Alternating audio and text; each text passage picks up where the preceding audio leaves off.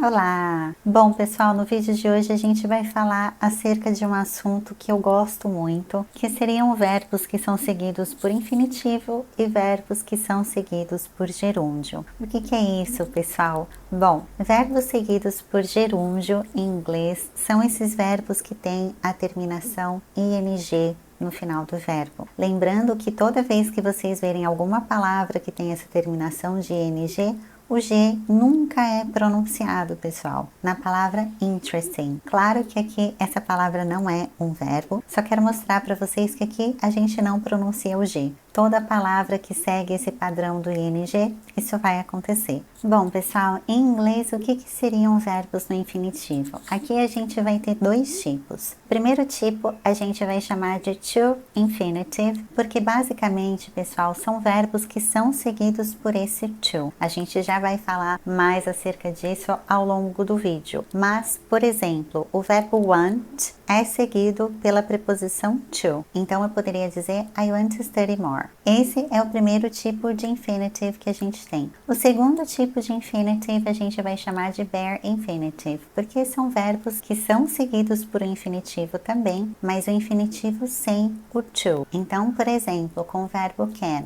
aqui a gente não pode colocar o to depois do can. A gente vai colocar um verbo no infinitivo, porém um bare infinitive, ou seja, um verbo infinitivo sem o to. Exemplo, I can swim very well. Como vocês podem ver, aqui a gente tem o can sendo seguido pelo verbo swim, porém sem o to entre eles. Bom, então são esses dois tipos de infinitives que a gente tem. No vídeo de hoje, pessoal, eu vou falar com vocês acerca de verbos que são seguidos por gerúndio e verbos que são seguidos por to infinitive. Isso é bastante importante da gente entender, pessoal, por dois motivos. Primeiro motivo, para a gente falar corretamente. Segundo motivo, para a gente falar de maneira mais natural. Então, pessoal, é super importante que a gente não somente conheça essas regras, mas também que a gente saiba aplicá-la no nosso dia a dia, na nossa fala. Porque certamente, quando a gente consegue fazer isso, a gente soa muito mais assertivo, muito mais natural quando a gente está falando inglês. Então, bom, quais são os verbos que precisam ser seguidos pelo to? No início do vídeo, eu meio que já dei um spoiler para vocês, então eu falei do verbo want.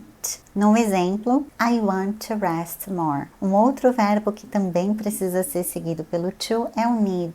You need to drink more water. Hope. I hope to travel soon. Plan. We are planning to move soon. Então aqui, pessoal, claro, a gente tem vários verbos que seguem esse padrão. No vídeo, eu só vou dar exemplos de alguns verbos que seguem a esse padrão. Caso vocês tenham curiosidade, eu vou deixar aqui embaixo um PDF que vocês conseguem baixar com todos esses verbos. Eu não vou falar todos esses verbos no vídeo, senão o vídeo ficaria gigantesco e acho que também ficaria bastante enfadonho. Agora eu vou falar um pouquinho acerca dos verbos que pedem o ing depois deles. São eles: enjoy, keep, stand, mind, fancy. Mas nesse caso aqui, pessoal, esse verbo é comumente usado em the UK. Eu poderia dizer, pessoal, por exemplo, I enjoy reading. Como vocês podem ver, o segundo verbo que vem após o enjoy tá com ing. É claro que aqui a gente não vai traduzir isso para o português como se fosse o gerúndio em português também. Então aqui a gente pode traduzir como eu gosto de ler. Isso é bastante importante de dizer, pessoal. Não necessariamente quando vocês verem um verbo no ing, isso significa que a gente vai fazer a tradução desse verbo no ing também para o português, tá legal?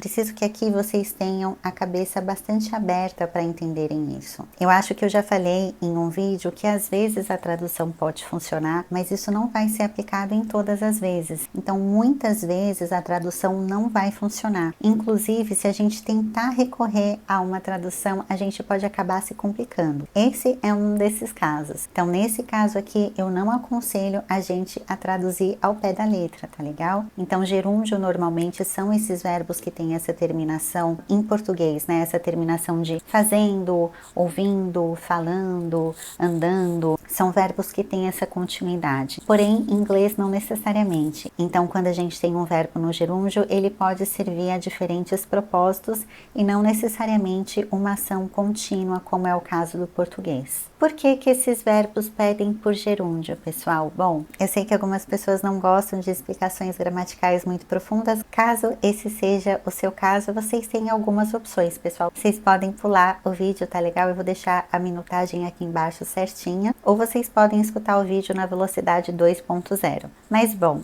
a resposta para isso, pessoal, é o seguinte: muitas vezes quando a gente coloca o ing num verbo, esse ing tem a função de transformar o verbo em um substantivo, ou seja, tem a função de transformar o verbo em uma coisa, gramaticalmente falando. Então, por exemplo, quando eu digo I enjoy reading, a gente pode entender que esse reading aqui, ele é um substantivo, ou seja, ele é a atividade de ler. Então, na maioria das vezes que isso acontecer, pessoal, é por essa razão. É claro que nem sempre é por essa razão, tá legal? A gente pode ter o caso em que o verbo tá simplesmente na sua forma contínua mesmo, mas não é o caso dos exemplos que eu vou dar aqui para vocês, tá legal? Bom, outro verbo que segue esse padrão, pessoal, é o verbo keep.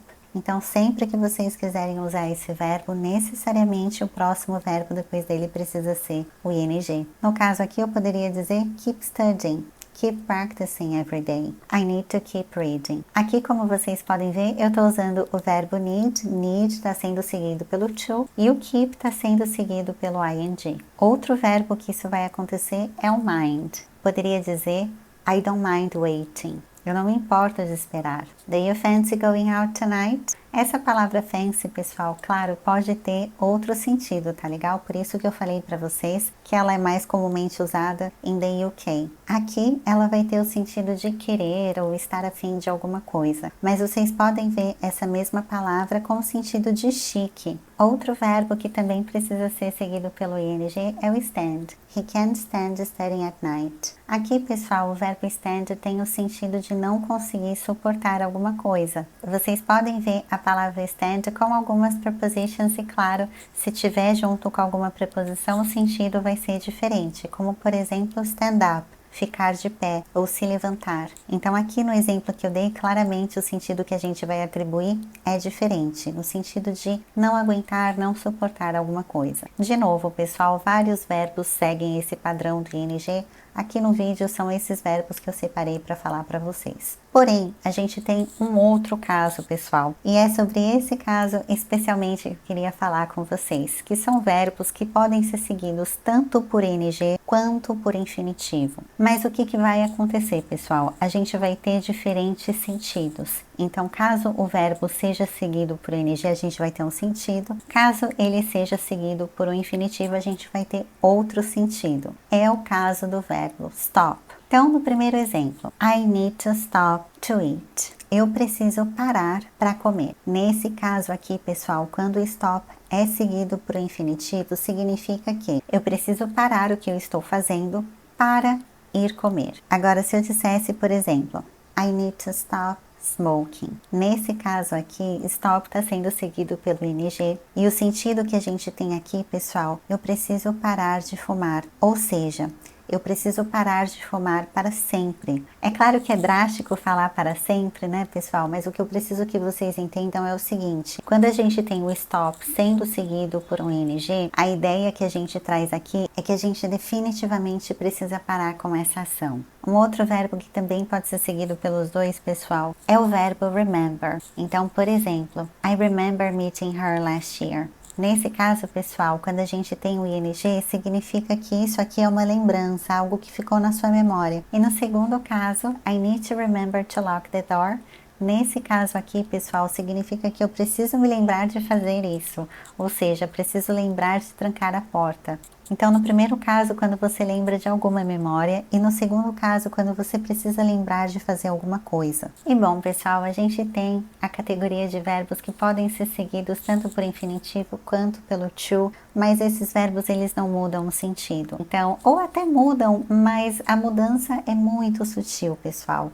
Então, os verbos são like, prefer, love and hate. Então eu poderia dizer I like swimming or I like to swim in the morning. Aqui, pessoal, como eu falei anteriormente, a gente não vai ter grandes mudanças em termos de sentido, portanto, nesse caso, vocês podem escolher falar tanto um quanto o outro. A mesma coisa vai acontecer com o verbo prefer. Então vocês poderiam dizer I prefer to drink coffee or I prefer drinking coffee. Pessoal, é isso. Eu espero que vocês tenham gostado do vídeo de hoje. Caso vocês tenham gostado, peço que vocês deixem o like de vocês aí. Caso vocês tenham interesse em conhecer um pouco mais do meu trabalho, eu vou deixar um link aqui embaixo no qual vocês podem dar uma olhadinha. Caso vocês não tenham vontade de fazer nenhuma aula de inglês, mas gostam desse tipo de conteúdo e querem continuar assistindo esse tipo de conteúdo, eu tenho algumas aulas aqui que estão disponíveis no YouTube, porém somente disponíveis para quem se inscrever, tá legal? Eu vou deixar um link aqui, vocês conseguem se inscrever também caso vocês tenham interesse. E é isso, pessoal. Thank you very much for your attention and appreciation, and see you again next video.